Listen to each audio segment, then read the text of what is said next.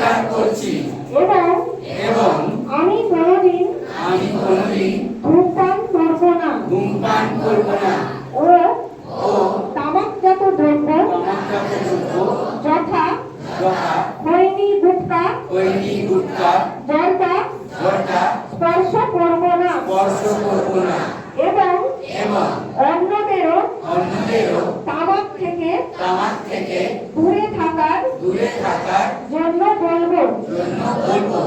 আমি এই বিষয়টি নিয়ে সবসময় সোচ্চার হব এবং পশ্চিম মেদিনীপুর সহ পশ্চিমবঙ্গকে তামাক মুক্ত করে মানুষের জীবনকে সুরক্ষিত রাখার যে কোনো উদ্যোগের পাশে থাকবো।